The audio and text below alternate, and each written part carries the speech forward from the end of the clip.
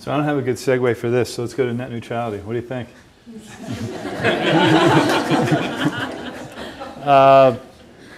I'm for it. I don't think people who own the pipes should be able to say who gets to drive faster on the pipes. Does that make any sense? If you owned a highway and you also happen to be Ford Motor, and you said, okay, anybody can use my highway, but Fords can go 80 and everybody else has to go 20.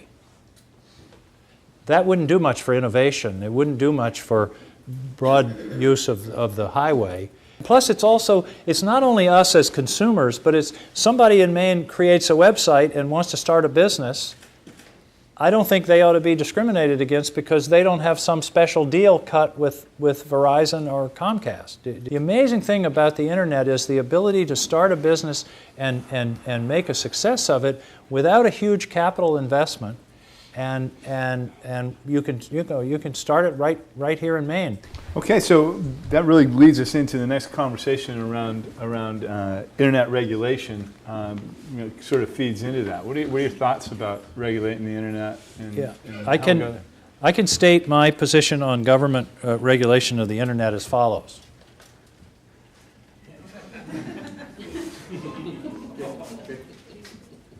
You get it?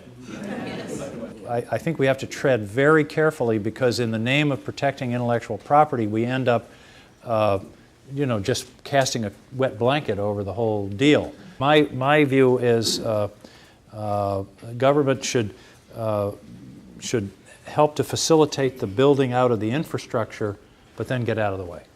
What is it specifically about PIPA, CISPA, SOPA, and ACTA, those types of internet regulation legislations that you are opposed to, and how would you as a senator try to stop further bills of that variety coming down the pipeline? Is this a quiz? Do I have to say what they all stand for? No, you do not. Stop Online Piracy Act is SOPA. PIPA is the Protection of Intellectual Property Act. Those are, again, that's what I was talking about. It's a legitimate issue.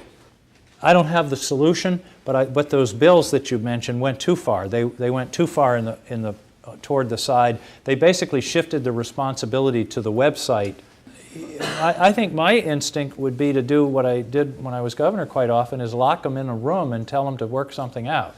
The Googles and the Facebooks and the Yahoos of the world and Hollywood and the recording industry, and see if there isn't a way that they can find where neither one gets everything they want, but that we don't really compromise. We can't stifle this enormous engine of human creativity in the name of protecting a specialized human creativity. I think there's a solution there that can respect both.